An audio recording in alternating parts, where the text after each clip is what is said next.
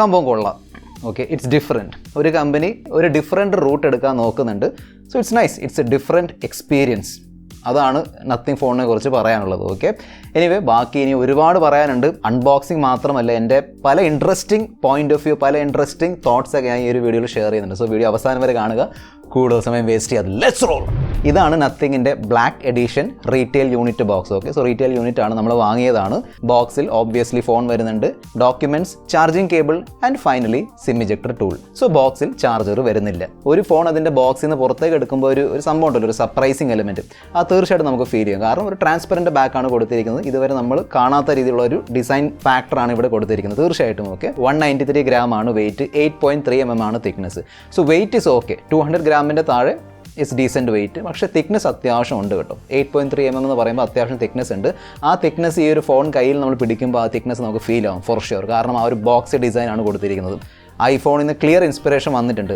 So ആ ഒരു design ആണെങ്കിലും അല്ലെങ്കിൽ ആ ഫ്ലാറ്റ് ഫ്രെയിംസും പിന്നെ കോർണറുള്ള ആ ഒരു കർവ് ഒക്കെ ഉണ്ടല്ലോ, ക്യാമറ പ്ലേസ്മെൻറ്റ്, ബട്ടൺസിൻ്റെ പ്ലേസ്മെൻറ്റ്, തീർച്ചയായിട്ടും നിങ്ങൾക്ക് ഐഫോൺ ഓർമ്മ വരും. ഐഫോണിൻ്റെ ഡിസൈനിങ് ഫാക്ടർ ഉണ്ടല്ലോ, ആ ഒരു ബോക്സി സെറ്റപ്പ്, അതിൽ നിന്ന് ഇൻസ്പിറേഷൻ എടുത്ത ഫസ്റ്റ് ഫോണൊന്നല്ല നത്തിങ് ഫോണാണ്. പല ബ്രാൻഡുകൾ എടുത്തിട്ടുണ്ട്. പക്ഷേ ഇത്രയും എലമെൻറ്റ്സ് ഒരുമിച്ച് ഇൻസ്പിറേഷൻ എടുത്തിരിക്കുന്നത് നത്തിങ് ഫോൺ മാത്രമായിരിക്കും. ഫോണിൻ്റെ ടോപ്പിൽ നോയ്സ് ക്യാൻസലേഷൻ മൈക്ക് ഉണ്ട്, ലെഫ്റ്റിലാണ് പവർ ബട്ടൺ, റൈറ്റ് സൈഡിൽ വോളിയം റോക്കർ ഉണ്ട്, താഴെ SIM tray, mic, USB Type-C charging port and bottom firing speakers. Dual nano SIM slot ആണ് കൊടുത്തിരിക്കുന്നത്. സോ നിങ്ങൾക്കിതിൽ മൈക്രോ SD കാർഡ് ഉപയോഗിക്കാൻ കഴിയില്ല. ഫോണിൻ്റെ ബാക്കിൽ ട്രാൻസ്പെറൻറ്റ് ഗ്ലാസ് ആണ് കൊടുത്തിരിക്കുന്നത്. ഗ്ലാസിൽ ഗൊറില്ല ഗ്ലാസ് 5ൻ്റെ പ്രൊട്ടക്ഷൻ വരുന്നുണ്ട്. റീസൈക്കിൾഡ് അലൂമിനിയം ഫ്രെയിം ആണ് വരുന്നത്. സോ ബിൽഡിൻ്റെ പോയിന്റ് ഓഫ് വ്യൂ, കയ്യിലെടുക്കുമ്പോൾ കിട്ടുന്ന ഒരു പ്രീമിയം ഫീൽ ഉണ്ടല്ലോ, അത് ഇവിടെ കിട്ടുന്നുണ്ട്. അറ്റ്ലീസ്റ്റ് ഈ ഒരു പ്രൈസ് പോയിന്റിൻ്റെ പോയിന്റ് ഓഫ് വ്യൂ നോക്കുകയാണെങ്കിൽ അത് കിട്ടുന്നുണ്ട്. ഇത് ബ്ലാക്ക് വേരിയൻ്റ് ആയതുകൊണ്ടാണോ എന്നറിയില്ല, സ്മഡ്ജസ് ഒക്കെ അത്യാവശ്യം കാണാൻ കഴിയുന്നുണ്ട്. സോ ഇടയ്ക്കിടയ്ക്ക് എടുത്ത് ഇങ്ങനെ എടുത്ത് ക്ലീൻ ചെയ്യേണ്ടി വരും. വൈറ്റ് വേരിയൻറ്റിൽ അത് ചിലപ്പോൾ കുറവായിരിക്കും. ഓക്കെ, സോ അതനുസരിച്ച് നിങ്ങൾ സെലക്ട് ചെയ്തോളൂ. 6.55 ഇഞ്ചിൻ്റെ full HD plus 120 Hz refresh rate ഉള്ള 10-bit OLED പാനലാണ് കൊടുത്തിരിക്കുന്നത്. ഗൊറില്ല ഗ്ലാസ് 5ൻ്റെ പ്രൊട്ടക്ഷൻ കൊടുത്തിട്ടുണ്ട്. HDR10+ സപ്പോർട്ട് ചെയ്യുന്നുണ്ട്. നല്ലൊരു ഡിസ്പ്ലേ ആണ് കൊടുത്തിരിക്കുന്നത്. ഓക്കെ, അതായത് നമ്മൾ ഈ ഒരു പ്രൈസ് സെഗ്മെൻറ്റിൽ പ്രതീക്ഷിക്കുന്ന ഒരു പെർഫോമൻസ് എന്ന് പറയുമ്പോൾ ഒരു ഡിസ്പ്ലേ പെർഫോമൻസ് അതിവിടെ കിട്ടുന്നുണ്ട്. നല്ല കളേഴ്സ് ഉണ്ട്, നല്ല കോൺട്രാസ്റ്റ്, ഡീപ്പ് ബ്ലാക്സും പിന്നെ ആ ഒരു വൈബ്രൻറ്റ് സെറ്റപ്പ് ഒക്കെ ഇവിടെ വരുന്നുണ്ട്. ചിലർക്ക് ഗ്രീൻ ടിൻറ്റിൻ്റെ ഇഷ്യൂ ഒക്കെ കിട്ടിയിട്ടുണ്ടായിരുന്നു. ഞാൻ ടെസ്റ്റ് ചെയ്ത് നോക്കി, എനിക്കതില്ല കേട്ടോ. ഗ്രീൻ ടിൻറ്റ് ഇഷ്യൂ ഇല്ല, ഡെഡ് പിക്സൽ ഇഷ്യൂ ഒന്നും ഇല്ല. സോ ഓവറോൾ നല്ലൊരു ഡിസ്പ്ലേ എക്സ്പീരിയൻസ് ആണ് കിട്ടിയത്. പിന്നെ ഈ ഒരു ഡിസ്പ്ലേയിൽ out of the box warm tone നമുക്ക് ഫീൽ ആവും. വാം ടോൺ എന്ന് പറയുമ്പോൾ ഒരു ഓറഞ്ചിഷ് കളർ ടോൺ ആണ് തന്നിരിക്കുന്നത്. നമുക്കത് ചേഞ്ച് ചെയ്യാം. സോ സെറ്റിംഗ്സ് ഡിസ്പ്ലേ എടുത്ത് നമുക്ക് വേണമെങ്കിൽ ചേഞ്ച് ചെയ്യാൻ പറ്റും. കൂൾ ടോൺ, വാം ടോൺ ഒക്കെ ആക്കാൻ പറ്റും. ഞാൻ ചെറുതായിട്ട് ആ ഒരു വാം ടോൺ കുറച്ചിട്ടുണ്ട്. 6.55 ഇഞ്ചിൻ്റെ ഡിസ്പ്ലേ ആയതുകൊണ്ട് വൺ ഹാൻഡ് ഡിസ്പ്ലേ എന്ന് പറയാൻ പറ്റില്ല. വലിയൊരു ഹാൻഡ് ഉണ്ടെങ്കിൽ ചിലപ്പോൾ 1 hand ഡിസ്പ്ലേ ആയിരിക്കും. പക്ഷേ നോർമലി 2 hand ഡിസ്പ്ലേ ആയിട്ടാണ് തോന്നുന്നത്. ഓക്കെ, 500 nitsൻ്റെ ആണ് നോർമൽ ബ്രൈറ്റ്നസ്. അതെനിക്ക് കുറവായിട്ട് തോന്നി, സ്പെഷ്യലി ഔട്ട്ഡോർ. ഇൻഡോർ ഓക്കെയാണ്, വീട്ടിനുള്ളിലൊക്കെ ആണെങ്കിൽ നിങ്ങളൊരു ഇഷ്യൂവും ഫേസ് ചെയ്യാൻ പോകുന്നില്ല. പക്ഷേ പുറത്തേക്ക് കൊണ്ടുപോകുമ്പോൾ നല്ല വെയിലൊക്കെ ആണെങ്കിൽ തീർച്ചയായിട്ടും കുറച്ചും കൂടി ബ്രൈറ്റ്നസ് വേണ്ടിയെന്ന് തോന്നും. സ്പെഷ്യലി ഈ പ്രൈസ് സെഗ്മെൻറ്റിൽ മിക്ക എല്ലാ ബ്രാൻഡുകളും അത്യാവശ്യം നല്ല ബ്രൈറ്റ് ഡിസ്പ്ലേ തരുന്നുണ്ട്. 120 Hz റിഫ്രഷ് റേറ്റ് ആണ് കൊടുത്തിരിക്കുന്നത്. നല്ല രീതിയിൽ വർക്ക് ചെയ്യുന്നുണ്ട്. സ്പെഷ്യലി ഇതിൻ്റെ ആനിമേഷൻസ് ഒക്കെ ഉണ്ടല്ലോ, ഭയങ്കര സ്മൂത്താണ്. ആ ഒരു സ്റ്റോക്ക് എന്നോട് എക്സ്പീരിയൻസ് ആനിമേഷൻ ഉണ്ടല്ലോ, ഭയങ്കര സ്മൂത്ത് ആയിരിക്കും. അതുകൊണ്ട് തന്നെ ആ ഒരു 120 Hz എഫക്റ്റ് നമുക്ക് ക്ലിയർലി അറിയാൻ കഴിയുന്നുണ്ട്. ഡിസ്പ്ലേക്ക് ചുറ്റുമുള്ള ബെസൽസ് നോക്കുകയാണെങ്കിൽ ബെസൽ ലെസ് ഡിസ്പ്ലേ എന്ന് ഞാൻ വിളിക്കില്ല കേട്ടോ. ബെസൽസ് ഉണ്ട്, കനം കുറഞ്ഞ ബെസൽസ് ആണ്. സ്റ്റിൽ അത്യാവശ്യം ബെസൽ ഉണ്ട്. നമുക്ക് ഒരിക്കലും സാംസങ്ങിൻ്റെ S22 അല്ലെങ്കിൽ ഐഫോണുമായിട്ട് കമ്പയർ ചെയ്യാൻ പറ്റില്ല. പക്ഷേ ഇവിടെ കൊടുത്തിരിക്കുന്ന ബെസൽ യൂണിഫോം ആണ്. ടോപ്പ്, ലെഫ്റ്റ്, ബോട്ടം, റൈറ്റ് 4 സൈഡിലുള്ള ഡിസ്പ്ലേ യൂണിഫോം ആണ്. നത്തിങ് ഇവിടെ ഫ്ലെക്സിബിൾ ഡിസ്പ്ലേ ആണ് ഉപയോഗിച്ചിരിക്കുന്നത്. എന്ന് പറഞ്ഞാൽ താഴെ ഈ ഭാഗം ഉണ്ടല്ലോ, ഇവിടെ ആ ഒരു ഡിസ്പ്ലേ ഇങ്ങനെ ഫോൾഡ് ചെയ്ത് വെച്ചിരിക്കുകയാണ്. അതിന് കുറച്ചും കൂടി റേറ്റ് ഉണ്ട്. അതായത് അത്യാവശ്യം വില കൂടിയ ഡിസ്പ്ലേ ആണ് ആ ഒരു ഫ്ലെക്സിബിൾ ഡിസ്പ്ലേ. ചെറിയ സംഭവമാണ്, സ്റ്റിൽ അതിനുവേണ്ടി അവർ പൈസയൊക്കെ മുടക്കിയിട്ടുണ്ട്. സോ നമ്മളത് എടുത്ത് പറയണം. ഓക്കെ, എനിവേ HDR10+ സപ്പോർട്ട് ചെയ്യുന്നുണ്ട്. പക്ഷേ നെറ്റ്ഫ്ലിക്സിൽ HDRൻ്റെ സപ്പോർട്ട് വരുന്നില്ല. സോ നത്തിങ് അത് അപ്ഡേറ്റിലൂടെ ശരിയാക്കണം. യൂട്യൂബിൽ HDR നല്ല രീതിയിൽ വർക്ക് ചെയ്യുന്നുണ്ട്. ആമസോൺ പ്രൈം ആണെങ്കിലും നെറ്റ്ഫ്ലിക്സ് ആണെങ്കിലും Y2 L1 സപ്പോർട്ട് ചെയ്യുന്നുണ്ട്. സോ നിങ്ങൾക്ക് ഈസിലി 1080p കണ്ടന്റ് കാണാൻ കഴിയും. Speaker performance is okay. Main issue എന്താണെന്ന് വെച്ചാൽ ആ ഒരു സ്പ്ലിറ്റ് ഉണ്ടല്ലോ, സെപ്പറേഷൻ ലെഫ്റ്റും റൈറ്റും. റൈറ്റിൽ കണ്ടമാനം, അതായത് നിങ്ങൾ സ്പീക്കർ റൈറ്റ് സൈഡിലാണ് വെക്കുന്നതെങ്കിൽ റൈറ്റിൽ നിന്ന് കണ്ടമാനം വോയിസ് വരും, സൗണ്ട് വരും. ഇവിടുന്ന് സൗണ്ട് വളരെ കുറവാണ്. അതായത് 80-20% അങ്ങനെ ആ രീതിയിലാണ് സ്പ്ലിറ്റ് ചെയ്ത് വെച്ചിരിക്കുന്നത്. അത് ബെറ്റർ ആക്കേണ്ടതായിരുന്നു. ഞാനൊരു എക്സാമ്പിൾ കേൾപ്പിച്ചു തരാം.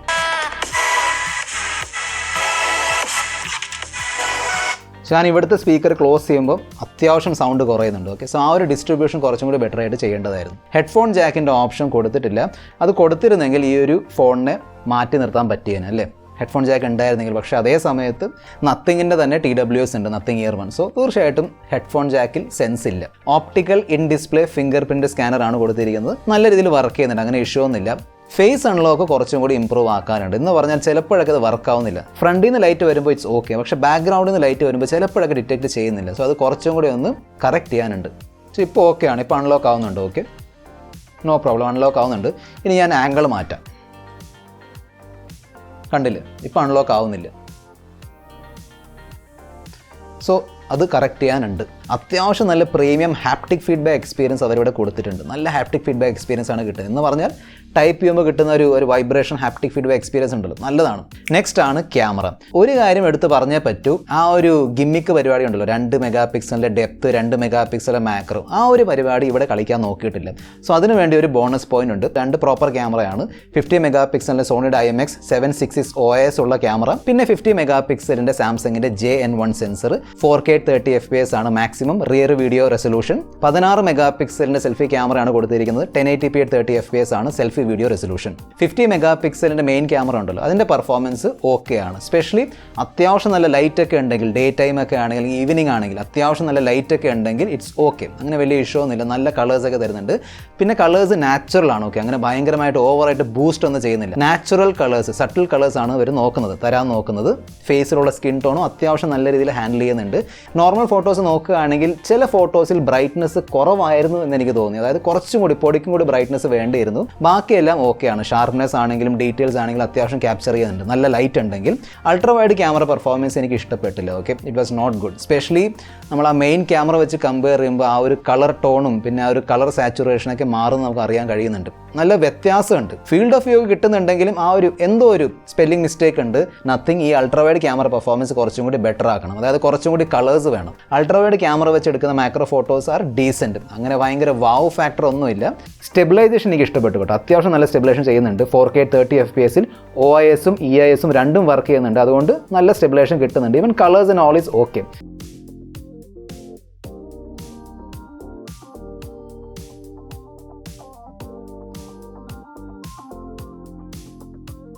സെൽഫി ഫോട്ടോസ് നോക്കുകയാണെങ്കിൽ ഇവിടെ നല്ല ഇമ്പ്രൂവ്മെൻ്റ് ആവശ്യമുണ്ട്. അതായത് സ്കിൻ ടോണും പിന്നെ കളേഴ്സൊക്കെ ഓക്കെ ആണെങ്കിലും ആ ഒരു ഡീറ്റെയിലിൽ എന്തോ ഒരു പ്രോബ്ലം ഉണ്ട്. അതായത് ഷാർപ്പനിങ് നടക്കുന്നുണ്ട്. നമ്മൾ ക്ലോസപ്പ് ചെയ്ത് നോക്കുമ്പം അത്യാവശ്യം ഷാർപ്പനിങ് അറിയാൻ കഴിയുന്നുണ്ട്. ഓക്കെ, സോ ഈ പ്രൈസ് പോയിന്റിൽ ഞാൻ ഇതിനേക്കാളും much better selfie camera performance പ്രതീക്ഷിച്ചിരുന്നു. ഞാൻ പിന്നെയും പറയാണ്, നല്ല ലൈറ്റൊക്കെ ഉണ്ടെങ്കിൽ ഡീസൻറ്റ് രീതിയിൽ പ്രവർത്തിക്കുന്നുണ്ട്. ഓക്കെ, അങ്ങനെ വലിയ ഇഷ്യൂ ഒന്നുമില്ല. പക്ഷേ ലൈറ്റൊക്കെ കുറയുമ്പോഴാണ്, ഞാൻ സാമ്പിൾ കാണിച്ചു തരാം. ലോ ലൈറ്റ് അല്ലെങ്കിൽ ആർട്ടിഫിഷ്യൽ ലൈറ്റൊക്കെ ആണെങ്കിൽ ഫേസിൽ നല്ല സോഫ്റ്റ്നെസ് കയറി വരുന്നുണ്ട്. സ്പെഷ്യലി വീഡിയോസ് വളരെ ആവറേജ് ആയിട്ട് എനിക്ക് തോന്നിയത്. സോ ഇതൊക്കെ ഒന്ന് കറക്റ്റ് ചെയ്യണം. ഇത് കറക്റ്റ് ചെയ്യാൻ പറ്റുമോ എന്നറിയില്ല, പക്ഷേ കുറച്ചും കൂടി better selfie camera performance photo ആണെങ്കിലും വീഡിയോ ആണെങ്കിലും ഞാൻ പ്രതീക്ഷിച്ചിരുന്നു ഈ പ്രൈസ് പോയിന്റിൽ. പിന്നെ 1080p 30 FPS ആണ് മാക്സിമം സെൽഫി വീഡിയോ റെസൊല്യൂഷൻ. ഈ പ്രൈസ് പോയിന്റിൽ 4K 30 FPS ഒക്കെ വരുന്നുണ്ട്. ഓക്കെ, 33,000 rupees ആണ് ഈ ഫോണിൻ്റെ സ്റ്റാർട്ടിംഗ് പ്രൈസ്. ആ പ്രൈസ് പോയിന്റിൽ 4K 30 FPS ഒക്കെ കിട്ടുന്നുണ്ട്. പിന്നെ സെൽഫി വീഡിയോസിൽ സ്റ്റെബിലൈസേഷനും കുറവാണ്. നൈറ്റ് മോഡ് വരുന്നുണ്ട്, പക്ഷേ അത്യാവശ്യം സമയം എടുക്കുന്നുണ്ട്. അതായത് ഏകദേശം 5 സെക്കൻഡ് എടുക്കുന്നുണ്ട്. നോർമലി ഫോൺസിൽ 2 സെക്കൻഡ് ആയിരിക്കും നൈറ്റ് മോഡ്, ഇവിടെ 5 seconds എടുക്കുന്നുണ്ട്. പക്ഷേ സമയം എടുക്കുന്നുണ്ടെങ്കിലും റിസൾട്ട് ഈസ് ഓക്കെ. അതായത് ആർട്ടിഫിഷ്യൽ ലൈറ്റിൻ്റെ ആ ഒരു ബ്രൈറ്റ് ലൈറ്റ് ആണെങ്കിലും ഷാഡോസ് ആണെങ്കിലും അത്യാവശ്യം നല്ല രീതിയിൽ തന്നെ മാനേജ് ചെയ്യുന്നുണ്ട്. So exposure management is okay.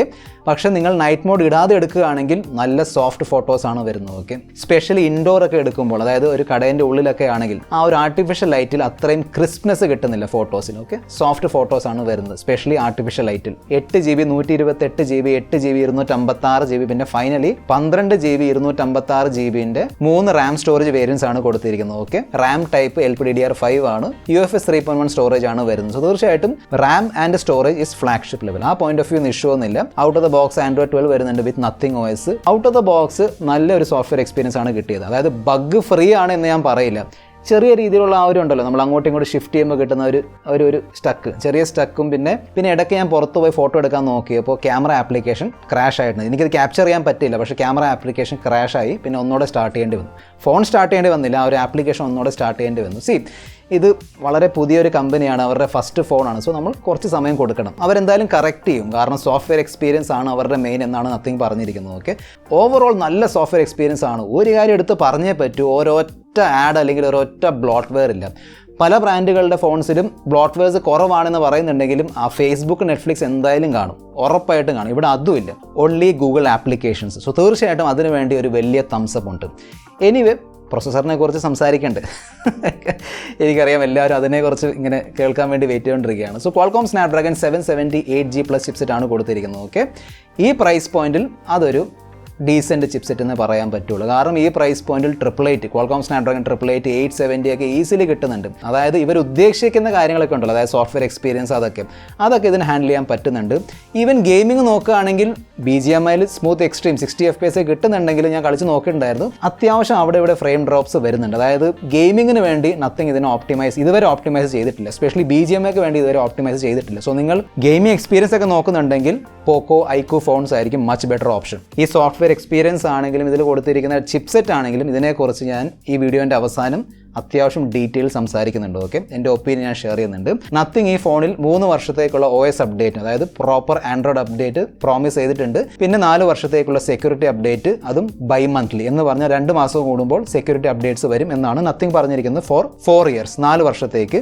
Next നമുക്ക് ഇതിൻ്റെ ഗ്ലിഫ് ലൈറ്റിങ്ങിനെ കുറിച്ച് സംസാരിക്കാം. സോ ഇതൊരു യൂസ്ഫുൾ സംഭവമാണോ അത് വെറും ഷോ ആണോ അത് മനസ്സിലാക്കാൻ വേണ്ടി കുറച്ച് സമയം വേണം, അറ്റ്ലീസ്റ്റ് ഒരു ആഴ്ചയെങ്കിലും വേണം. ഓക്കെ, സോ ആ ഒരു സംഭവം ഞാൻ പിന്നീട് പറഞ്ഞുതരാം. ഇതിൻ്റെ ഒരു സ്ക്രീൻ റെക്കോർഡിംഗ് ഞാൻ ഇവിടെ പാരലി കാണിച്ചു തരാം. അപ്പോൾ കുറച്ചും കൂടി ഈസിലി മനസ്സിലാക്കാൻ പറ്റും. സോ സെറ്റിങ്സിൽ കയറിയിട്ട് ഗ്ലിഫ് ഇൻ്റർഫേസ് ഇവിടെ തന്നെ നമുക്കിത് സ്വിച്ച് ഓഫും സ്വിച്ച് ഓണൊക്കെ ചെയ്യാൻ പറ്റും. ഓക്കെ, സ്വിച്ച് ഓഫ് സ്വിച്ച് ഓണുള്ള ഓപ്ഷൻ ഇവിടെ കൊടുത്തിട്ടുണ്ട്. പിന്നെ അതിൻ്റെ ബ്രൈറ്റ്നസ് ഒക്കെ നമ്മളിങ്ങനെ അഡ്ജസ്റ്റ് ചെയ്യാൻ പറ്റും. റിംഗ് ടോൺസ് 10 റിംഗ് ടോൺസ് അവർ കൊടുത്തിട്ടുണ്ട്. പിന്നെ നമുക്ക് വേണമെങ്കിൽ നമ്മുടെ സൗണ്ടൊക്കെ നമുക്ക് വേണ്ട പാട്ടുകളൊക്കെ എടുത്ത് ഇടാൻ പറ്റും. അതിൽ ഇഷ്യൂ ഒന്നുമില്ല. അതൊക്കെ ഞാൻ റിവ്യൂവിൽ പറഞ്ഞുതരാം കുറച്ച് ഡീറ്റെയിലിൽ. പിന്നെ നോട്ടിഫിക്കേഷൻ സൗണ്ട്സ് ഉണ്ട്, മെസ്സേജ് നോട്ടിഫിക്കേഷന് വേണ്ടി. ഓക്കെ, അതും 10 ഉണ്ട്. അതേ രീതിയിൽ ചാർജിങ് മീറ്റർ ഉണ്ട്. എന്ന് പറഞ്ഞാൽ നമ്മൾ ഫോൺ ചാർജിലിടുമ്പോൾ ഇതൊന്ന് അനക്കിയാൽ മതി, ഓട്ടോമാറ്റിക്കലി ആ ഒരു എത്രമാത്രം ചാർജായി അതറിയാൻ പറ്റും ഇതിൻ്റെ ബാക്കിലുള്ള ഒരു LED ഉപയോഗിച്ച്. ഓക്കെ, ഇറ്റ്സ് നൈസ്, അതൊരു യൂസ്ഫുൾ ഫീച്ചറാണ്. അതേ രീതിയിൽ ഫ്ലിപ്പ് ടു ഗ്ലിഫ് ഉണ്ട്. ഫ്ലിപ്പ് ടു ഗ്ലിഫ് എന്ന് പറയുമ്പോൾ നമ്മളിങ്ങനെ മറിച്ചിടുമ്പോൾ ഓട്ടോമാറ്റിക്കലി അത് സൈലൻ്റ് ആവും. അതായത് വേറെ ഒന്നും നോട്ടിഫിക്കേഷൻ വരത്തില്ല, ലൈറ്റ് മാത്രമേ വരുള്ളൂ, വേറെ ഒന്നും വരത്തില്ല. അതാണ് basically flip to glyph. So ഇതാണ് ബേസിക്കലി ഗ്ലിഫ് ഇൻ്റർഫേസിൻ്റെ. സോ എനിക്ക് തോന്നുന്നു ഇനിയും ഓപ്ഷൻസ് വരും. ഫോർ എക്സാമ്പിൾ ഓരോ ആപ്പിന് വേണ്ടി സെപ്പറേറ്റ് നമുക്ക് വെക്കാൻ പറ്റില്ല, ഓരോ കോൺടാക്റ്റിന് വേണ്ടി സെപ്പറേറ്റ് ഗ്ലിഫ് പാറ്റേൺ നമുക്ക് വെക്കാൻ പറ്റും, പക്ഷേ ഓരോ ആപ്ലിക്കേഷന് വേണ്ടി സെപ്പറേറ്റ് ഒന്നും വെക്കാൻ പറ്റില്ല. സോ എനിക്ക് തോന്നുന്നു ഇനിയും ആ ഫീച്ചേഴ്സൊക്കെ ഇനിയും ഡെവലപ്പ് ആവാനുണ്ട്, ഇനിയും വരാനുണ്ട്. 4500 mAh ബാറ്ററിയാണ് ഫോണിൽ വരുന്നത്. 33 വാട്ടിൻ്റെ ഫാസ്റ്റ് ചാർജിങ് സപ്പോർട്ട് ചെയ്യുന്നുണ്ട്, പക്ഷേ ബോക്സിൽ ചാർജർ വരുന്നില്ല. ഈ പ്രൈസ് പോയിന്റിൽ നമുക്ക് ഈസിലി 80 വാട്ടും 120 വാട്ട് ഫാസ്റ്റ് ചാർജിങ് കിട്ടുന്നുണ്ട്. അതും ബോക്സിൽ ചാർജറും കിട്ടുന്നുണ്ട്. 15 വാട്ടിൻ്റെ വയർലെസ് ചാർജിങ് സപ്പോർട്ട് ചെയ്യുന്നുണ്ട്. ഈ ഒരു ഫീച്ചർ ഈ പ്രൈസ് പോയിന്റിൽ കിട്ടാൻ ബുദ്ധിമുട്ടാണ്. ഓക്കെ, സോ അതൊരു പ്രീമിയം ഫീച്ചറാണ്. അതേ രീതിയിൽ 5 വാട്ടിൻ്റെ റിവേഴ്സ് വയർലെസ് ചാർജിങ്ങിൻ്റെ സപ്പോർട്ടും ഇവിടെ കൊടുത്തിട്ടുണ്ട്. പുതിയൊരു ബ്രാൻഡാണ്, ആ ബ്രാൻഡിൻ്റെ ഫസ്റ്റ് ഫോണാണ്. സോ വളരെ ഇമ്പോർട്ടൻ്റ് ഒരു ഘടകമാണ് സർവീസ് സെൻറ്റർ. സർവീസിങ് എങ്ങനെയുണ്ട്, സോ നമുക്ക് ചെക്കൗട്ട് ചെയ്ത് നോക്കാം കേരളത്തിൽ എവിടെയൊക്കെയാണ് സർവീസ് സെൻറ്റേഴ്സ് ഉള്ളത്. സോ ഇതാണ് നത്തിങ്ങിൻ്റെ വെബ്സൈറ്റിലുള്ള service centre page. State select ചെയ്യാം, സിറ്റി നോക്കാം. തിരുശ്ശൂരോ? If someone from nothing is watching, please, it's not Tirusur, it's Thrissur. Okay, anyway, so അത് കറക്റ്റ് ചെയ്യുമെന്ന് പ്രതീക്ഷിക്കുന്നു. സോ തൃശ്ശൂർ, കോഴിക്കോട്, കൊച്ചിൻ, ആലപ്പുഴ, തിരുവനന്തപുരം, കോട്ടയം, പന്തളം, തൊടുപുഴ, ഇടുക്കി, ഒന്നോടെ കാലിക്കട്ടോ. ഇപ്പോൾ 2 ഉണ്ടോ കാലിക്കറ്റിൽ? കാലിക്കറ്റിൻ്റെ സ്പെല്ലിങ് റോങ് ആണല്ലോ. ഇതാരും പ്രൂഫ് റീഡ് ചെയ്യുന്നില്ല ആവോ? എനിവേ, സോ കാലിക്കോട്ട് എന്ന് എഴുതിയിരിക്കുന്നു, വയനാട്. ഓക്കെ, നമ്മുടെ കമൻറ്റ് ബോക്സിൽ ഞാൻ ചില കമൻറ്റ്സ് ഒക്കെ കണ്ടിരുന്നു. അതായത് ബ്രോ നത്തിങ് നിങ്ങൾക്ക് റിവ്യൂവിട്ട് അയക്കുന്നില്ല, അതുകൊണ്ട് നിങ്ങൾ നത്തിങ്ങിനെ മനഃപൂർവ്വം താഴ്ത്തി കെട്ടാൻ നോക്കുന്നുണ്ട് അല്ലെങ്കിൽ ഡീഗ്രേഡ് ചെയ്യാൻ നോക്കുന്നുണ്ട്. ബ്രോ, ഞാൻ അത്രക്കാരൻ നെഹിഹെ. ഓക്കെ, ഞാൻ അങ്ങനത്തെ ഒരാളെ അല്ല. ആക്ച്വലി എൻ്റെ ആഗ്രഹം എന്താണെന്നറിയാം, ഈ ഒരു ഡിവൈസ് നത്തിങ് ഫോൺ 1 ഒരു സക്സസ് ആവണം എന്നാണ് എൻ്റെ ഒരു ആഗ്രഹം. അതിലുപരി ഇതിൻ്റെ പിന്നിലുള്ള ഒരു ആശയമുണ്ടല്ലോ, അതായത് എന്തെങ്കിലും ഡിഫറൻറ്റ് ചെയ്യണം, ആ ഒരു ആശയം സക്സസ് ആവണം, എന്നാലേ മറ്റു കമ്പനികൾ അത് ഏറ്റെടുക്കുകയുള്ളൂ. സോ നത്തിങ് അത് അത്യാവശ്യം നല്ല രീതിയിലൊക്കെ ചെയ്തിട്ടുണ്ട്. നമ്മൾ ഒരു കാര്യം ഓർക്കണം, ഞാനിത് എങ്ങും പറഞ്ഞു കേട്ടില്ല, അതായത് നത്തിങ് നല്ല രീതിയിലുള്ള റിസ്ക് എടുക്കുന്നുണ്ട്. ഈ ഒരു ലൈറ്റ് പാറ്റേൺ ഉണ്ടോ, ഇത് എല്ലാവർക്കും പിടിക്കത്തില്ല, ഫോർ ഷുവർ ഇത് എല്ലാവർക്കും പിടിക്കത്തില്ല. അതായത് ഭൂരിഭാഗം ആളുകൾക്ക് ഇത് പിടിക്കത്തില്ല. അവർ പറയും ഇതെന്തിനാണ് ഇതൊക്കെ, നോർമൽ ഒരു ബാക്ക് പോരെ, അതായത് സാംസങ്, ഷവോമി, ഓപ്പോ, വിവോൻ്റെ ബാക്കിൽ, ഐഫോണിൻ്റെ ബാക്ക് വരുന്ന പോലെ ഒരു നോർമൽ ബാക്ക് പോരെ, എന്തിനാണ് ഈ ഒരു ബാക്കിൽ നിന്ന് ഭൂരിഭാഗം ആളുകൾ ചിന്തിക്കും. സോ ആ ഒരു കസ്റ്റമർ ബേസ് കംപ്ലീറ്റ്ലി അവർക്ക് നഷ്ടപ്പെടും. ഒരു മാറ്റം വരുമ്പം ചിലർക്ക് അത് ഇഷ്ടപ്പെടും, ചിലർക്ക് ഇഷ്ടപ്പെടാതിരിക്കും. രണ്ടുപേരും കറക്റ്റാണ്, അതിൽ ശരിയും തെറ്റും ഒന്നുമില്ല. ഓക്കെ, പക്ഷേ ആ ഒരു മാർക്കറ്റ് ഇവർക്ക് നഷ്ടമാവുന്നുണ്ട്. സെക്കൻഡ് പോയിന്റ് ആണ് ഡ്യുവൽ ക്യാമറ. ഞാൻ പറഞ്ഞതുപോലെ, അതായത് മറ്റ് കമ്പനികൾ എന്തിനാണ് പൈസ ചിലവാക്കിയിട്ട് 2+2 മെഗാ പിക്സലൊക്കെ തരുന്നത്? കാരണം ഇപ്പോഴും ആളുകൾ അത് നോക്കാറുണ്ട്, കൂടുതൽ ക്യാമറ ഏത് ഫോണിലാണ് വരുന്നത്. തേർഡ് സംഭവമാണ് ഒറ്റ ബ്ലോട്ട്വെയർ ഇല്ല. ഈ സ്മാർട്ട് ഫോൺ കമ്പനികൾ ബ്ലോട്ട്വെയർസ് എന്തുകൊണ്ടാണ് തരുന്നത്? അത്യാവശ്യം നല്ല പൈസ അവർ ഈ ബ്ലോട്ട്വെയർസിലൂടെ ഉണ്ടാക്കുന്നുണ്ട്. പിന്നെ നെക്സ്റ്റ് പോയിന്റ് നോക്കുകയാണെങ്കിൽ ചിപ്സെറ്റ്. ഓക്കെ, തീർച്ചയായിട്ടും ചിപ്സെറ്റ് വളരെ ഡീസൻറ്റ് ചിപ്സെറ്റ് ആണ്. ഈ ഒരു പ്രൈസ് പോയിന്റ് നോക്കുകയാണെങ്കിൽ ഡീസൻറ്റ് ചിപ്സെറ്റ്, അതായത് അവർ ഉദ്ദേശിക്കുന്ന കാര്യങ്ങളൊക്കെ ചെയ്യാൻ പറ്റുന്നുണ്ട്. സോഫ്റ്റ്വെയർ എക്സ്പീരിയൻസ് ഒക്കെ അത്യാവശ്യം നല്ല രീതിയിൽ കിട്ടുന്നുണ്ട്. അതിലുപരി ഭയങ്കര പെർഫോമൻസ് ഒന്നും ഇതിൽ നിന്ന് പ്രതീക്ഷിക്കരുത്. അതായത് ഈ പ്രൈസ് പോയിന്റിൽ കിട്ടുന്ന പെർഫോമൻസ് ഒന്നും ഇതിൽ നിന്ന് പ്രതീക്ഷിക്കരുത്. അതും ഒരു റിസ്ക് ആണ്. കാരണം അവർ ഡീസൻറ്റ് ചിപ്സെറ്റാണ് കൊടുത്തിരിക്കുന്നത്. അതിൻ്റെ മേളിൽ സോഫ്റ്റ്വെയർ എക്സ്പീരിയൻസിൽ പ്രോബ്ലം വന്നാൽ പിന്നെ ഈ ചിപ്സെറ്റിൻ്റെ സെലക്ഷൻ പിന്നീട് പണി തരും. ഓക്കെ, ഫിഫ്ത്ത് പോയിന്റ് ആണ് wireless charging. Wireless charging implement ചെയ്യുന്നത് എളുപ്പമുള്ള പണിയല്ല. ഓക്കെ, അതിനുവേണ്ടി നല്ല കോസ്റ്റൊക്കെ അവർ ചിലവാക്കിയിട്ടുണ്ടാകും. ആ കോസ്റ്റ് ഫോണിൻ്റെ പ്രൈസിലും വരുന്നുണ്ട്. ഓക്കെ, ഒരു സംശയം വേണ്ട. പക്ഷേ ഈ പ്രൈസ് പോയിന്റിൽ ഫോൺ വാങ്ങുന്ന ഒരാളുടെ കയ്യിൽ മിക്കവാറും വയർലെസ് ചാർജിങ് സെറ്റപ്പ് ഉണ്ടാവാനുള്ള ചാൻസസ് വളരെ കുറവാണ്. നോർമലി ഫ്ലാഗ്ഷിപ്പ് ഫോൺസൊക്കെ വാങ്ങുന്നവരുടെ കയ്യിലായിരിക്കും ആ ഒരു വയർലെസ് ചാർജിങ്. സോ അതും ഒരു റിസ്ക് ആണ്. കാരണം ആ ഒരു പ്രീമിയം ഫീച്ചർ, അതായത് ആ പ്രീമിയം ഫീച്ചറിൻ്റെ റേറ്റ് ഈ പ്രൈസിൽ ആഡ് ചെയ്തിട്ട് അവരോട് ഇറക്കിയിട്ടുണ്ട്. അത് എത്ര പേർക്ക് ഗുണകരമായിരിക്കും അതറിയില്ല. ഓക്കെ, സോ ഈ റിസ്ക് ഒക്കെ ഇവിടെ ഇൻവോൾവ് ആണ്. ഫ്ലിപ്കാർട്ടിലുള്ള പ്രസൻറ്റ് പ്രൈസ് നോക്കുകയാണെങ്കിൽ 8GB 128GB പ്രൈസാണ് 31,999, അതായത് 32,000 രൂപയാണ്. 8GB 256GB 35,000 രൂപ, 12GB 256GB 38,000 രൂപയാണ്. എൻ്റെ ഒരു സജഷൻ ആയിരിക്കും 8GB 128GB ഇനഫ് ആണ്. അതിൻ്റെ മുകളിലേക്ക് പോവുകയാണെങ്കിൽ അത് കംപ്ലീറ്റ്ലി ഓവർ പ്രൈസ്ഡ് അല്ലെങ്കിൽ കംപ്ലീറ്റ്ലി വാല്യൂ ഫോർ മണി ആയിട്ട് തോന്നത്തില്ല. I don't recommend. So base variant is enough. 8GB 128GB enough ആണ്. അതിൻ്റെ മുകളിലേക്കൊന്നും ആവശ്യമില്ല ആക്ച്വലി. ഓക്കെ, ചാർജർ ഇല്ലെങ്കിൽ ചാർജറും കൂടെ വാങ്ങേണ്ടി വരും കേട്ടോ. അതിൻ്റെ പ്രൈസ് എക്സ്ട്രാ ആണ്. 1,500 2,000 രൂപയൊക്കെ വരുന്നുണ്ട്. 1,500 രൂപയാണെന്ന് തോന്നുന്നു. ഈ ഫോൺ എല്ലാവർക്കും വേണ്ടിയുള്ള ഫോണല്ല. This phone is not for everyone. അതായത് ഞാൻ പറഞ്ഞില്ലേ, മെജോറിറ്റി ഉള്ള ആളുകൾക്ക് മിക്കവാറും ഈ ഫോൺ ഇഷ്ടപ്പെടില്ല. കാരണം ആ ഒരു സംഭവമൊക്കെ ഉണ്ടല്ലോ, ഡിഫറെൻറ്റ് ഫോണാണ് തീർച്ചയായിട്ടും. സോ നിങ്ങളുടെ തിങ്കിങ് അങ്ങനെയാണെങ്കിൽ, അതായത് നിങ്ങൾ സേഫായിട്ട് വേറെ എന്തെങ്കിലും ഫോൺ എടുക്കാൻ താല്പര്യപ്പെടുന്നുണ്ടെങ്കിൽ തീർച്ചയായിട്ടും അത് എടുക്കാം, നോ പ്രോബ്ലം. പക്ഷേ അതല്ല, നിങ്ങൾ ലേശം ഡിഫറെൻറ്റ് ചിന്തിക്കാൻ നോക്കുന്നുണ്ടെങ്കിൽ, അതായത് ഒരു കമ്പനി ചെറിയ മാറ്റങ്ങളൊക്കെ കൊണ്ടുവരാൻ നോക്കുന്നുണ്ട്, അതൊക്കെ ഒന്ന് പ്രൊമോട്ട് ചെയ്യാൻ അല്ലെങ്കിൽ അതിനെ സപ്പോർട്ട് ചെയ്യാൻ നോക്കുന്നുണ്ടെങ്കിൽ, അല്ലെങ്കിൽ നിങ്ങൾ ഭയങ്കര അഡ്വഞ്ചറസ് ആണെങ്കിൽ തീർച്ചയായിട്ടും വാങ്ങി യൂസ് ചെയ്ത് നോക്കാം. Okay, this is your friend mister perfect tech signing off. Goodbye.